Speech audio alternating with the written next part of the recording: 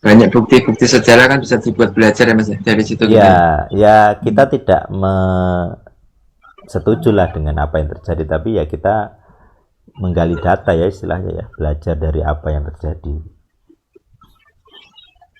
Karena memang pengetahuan itu seringkali harus melibatkan korban. Iya. Kayak obat itu kan dites dengan cara eksperimen kan, dicoba ke orang. Eksperimennya.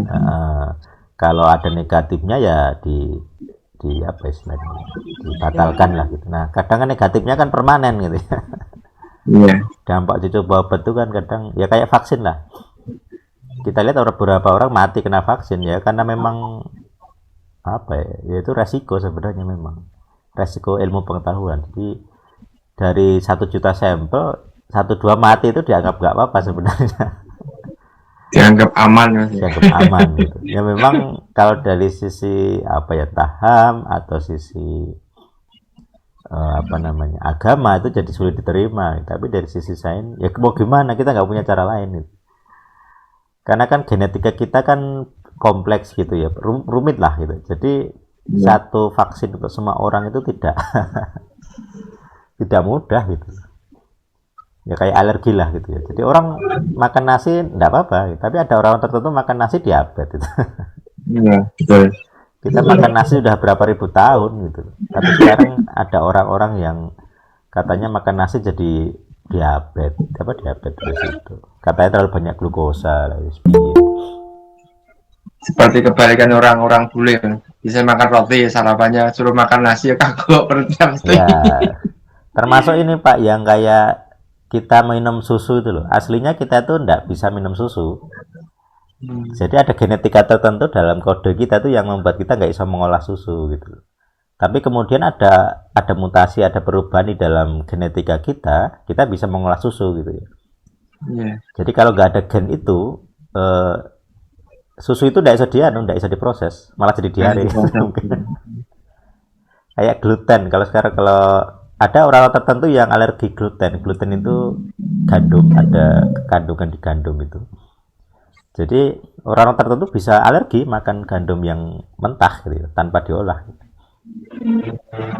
Alerginya bisa gatal-gatal kayak eksim lah gitu. Nah, maka ada produk tepung gandum yang gluten free, jadi tidak ada glutennya. Orang bule banyak banget itu yang itu. Jadi mereka yang alergi gluten itu hanya bisa makan yang sudah diproses, glutennya dibuang. Jadi racun ya Mas, gampangannya ya. Jadi racun dalam Ya, tubuh ya gampangannya. ini, jadi istilahnya autoimun. Jadi begitu ada gluten di darah, dia penggumpalan atau apa gitulah, jadi alergi. Memicu pertahanan tubuh lah itu. Padahal harusnya normal-normal saja, tidak ada penyakit, itu bukan penyakit. Tidak ada virus maksudnya gitu. Itu hanya dianggap benda asing gitu, yang tidak cocok dengan genetika, gennya. Ya kayak orang alergi kacang gitu kan, orang bisa sesak nafas itu alergi kacang. Soal alergi coklat, jadi seperti itu. Alergi udang juga kan, ada beberapa yang alergi udang, makanan laut.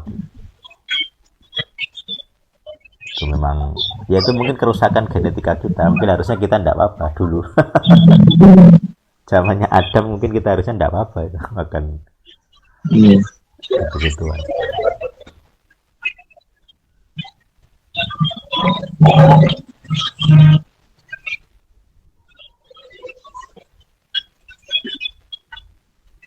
Kalau saya tuh kan Mas, nggak berani pedes, santan itu saya hindari Mang. Oh ya, oh Iya, saya terlalu banyak makan santan yaitu diare. Tapi diarenya sekarang puji Tuhan sudah nggak kayak dulu.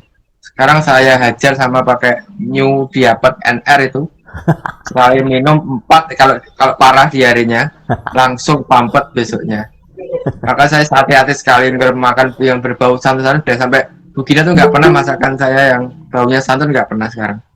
Jadi melakukan masakan yang istilahnya yang kuah ya kuah yang bening gampangannya lah. Santan dikurang ada sebenarnya nggak apa-apa nih, memang saya jaga nggak apa, tapi kebukinan takut nih diare gitu. Saya juga jaga aja daripada diare cari memang penyakit. Saya bikin iya kadang. memang ya itu kayaknya sebenarnya mirip kayak alergi juga Pak. Jadi ada orang-orang tertentu yang ini tidak bisa memproses lemak. Jadi ke Pak Andi akan kesulitan makan lemak terlalu banyak. Gitu. Iya. Jadi kalau makan yang banyak lemaknya gaje itu please juga bisa diare. Jadi ada enzim di perut kita yang khusus lemak itu memang ada. Jadi khusus lemak, khusus protein, khusus karbohidrat itu ada sendiri masing-masing. Iya. Maka saya kurang kayak makan pedas itu.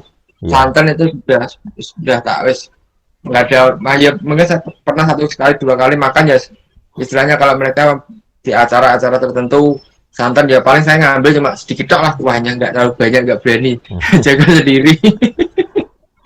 Daripada Makanya bermasalah kalau juga ya. genetika seperti ini kayak Pak Adi akan sulit jadi gemuk gitu. Iya, betul Mas. Dari dulu semenjak saya sakit tuh loh Mas, yang paling parah itu kemarin tuh yang 2 minggu sampai 2 minggu itu, berat saya tak timbang tuh 60 terus stabil sampai sekarang. Dulu sebelumnya 65 turun 5 kilo loh, sampai sekarang. Gara-gara Jadi sakit 60, itu. iya gara-gara sakit itu. Saya ingat-ingat sendiri, oh ini penyebabnya ini, oh paling inilah. Tak ingat-ingat sendiri gampangannya. Terus nggak makan santan lah, nggak makan anu, yang penting sehat aku yang Ya. udah bersih lah istilahnya. Lemak-lemak saya kurangin. Memang menarik juga kalau di kitab Torah itu ada larangan makan lemak gitu ya. Jadi lemak terus kayak jeroan sepertinya ya, itu nggak boleh dimakan manusia maksudnya gitu. Makanya kalau kita lihat para imam, mereka hanya boleh makan dagingnya, maksudnya otot gitu ya. Jadi lemaknya dibakar. Jadi dan itu imam harus makan ya. Jadi imam-imam di Bait itu gendut-gendut semua gitu. Tapi gendut mereka bukan lemak ya Mas ya. Lemaknya nggak banyak gitu. Maksudnya mereka tiap hari makan daging karena wajib makan kan. Iya. Bayangkan kalau nyembelih wedhus sapi gitu, berapa banyak dagingnya gitu loh. Jadi mereka harus makan gitu. Iya. Dan seperti kisahnya siapa itu yang anak-anak Imam Eli, Hofni Pinehas itu. Jadi mereka makan yang lemaknya belum dibuang gitu ya, yang masih ada gaji atau lemaknya. Jadi para imam itu tidak boleh makan lemak, berarti makan daging yang mungkin tidak enak gitu. Iya. Nggak tahu kalau orang yang suka makan jeruan itu wah ngeri itu. Ya. Tinggal nuai aja tuanya nanti. Kalau di penyakit maksudnya. Kalau di Israel aku nggak tahu apakah ada bumbu-bumbu kayak di kita gitu loh. Jadi ya makan daging bisa banyak bumbu jadi enak. Kalau di sana aku nggak tahu. Terus kayak di Mesir aku pernah baca salah satu mumi itu dicek arterinya gitu. Ternyata banyak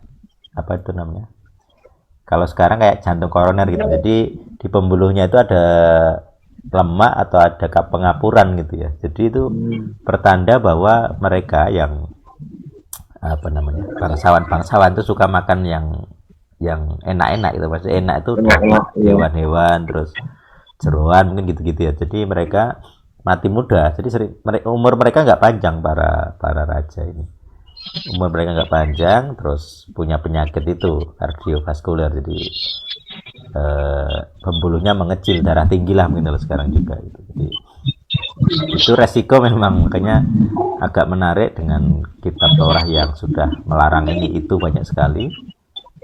Walaupun manusia saat itu nggak paham nggak paham medis, maksudnya nggak paham kenapa apakah jeroan itu menimbulkan kolesterol, kan nggak paham mereka.